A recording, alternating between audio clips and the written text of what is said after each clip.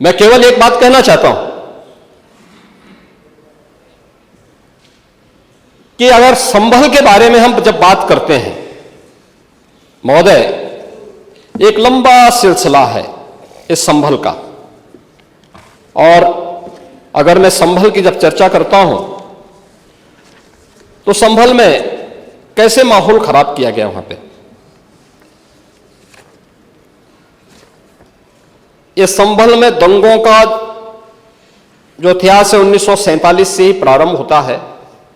1947 में एक मौत होती है, 1948 में 6 लोग मारे जाते हैं,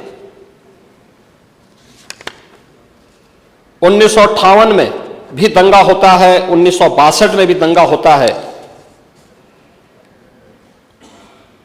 1976 में भी 5 लोगों की मौत वहां पर हुई थी,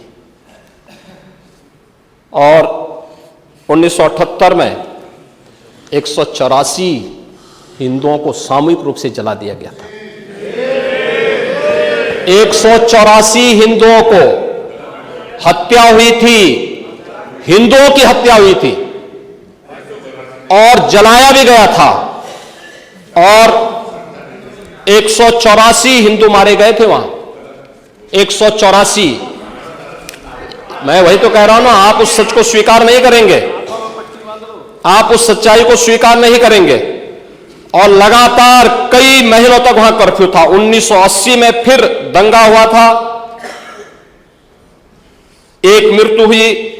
1982 में फिर दंगा हुआ, एक मृत्यु हुई। 1986 में 4 लोग मारे गए, और 1990 फिर 1992 में 5 मौतें हुई, 1996 में 2 मौतें हुई। ये लगातार ये सिलसिला चलता रहा 1947 से लेकर के अब तक। 209 हिंदुओं की निर्मम हत्या वहां हुई है संभल के अंदर, 209 हिंदुओं की, और एक भी बार किसी ने उन निर्दोष हिंदुओं के लिए कभी 2 शब्द नहीं कहे, उनके प्रति, उन परिवारों के प्रति संवेदना के शब्द नहीं कहे। महोदय, जो आज घड़ियाली आंसू बहा रहे हैं, ये लोग कभी भी उन निर्दोष हिंदुओं के बारे में कभी 2 शब्द नहीं कहे। वहां पर 1978 में जो दंगा हुआ था महोदय, किस प्रकार की स्थिति थी। एक वैश्य जिसने सबको उधार दे रखा था पैसा, और इस बात को मानता था कि साहब मैं तो सबको पैसा देता हूं, मेरे यहां तो सब व्यवसाय के साथ जुड़े हुए हैं। अगल बगल के हिंदू दंगा होने के बाद उनके घर में इकट्ठे होते हैं। इकट्ठा होने के बाद उनको घेर लिया जाता है।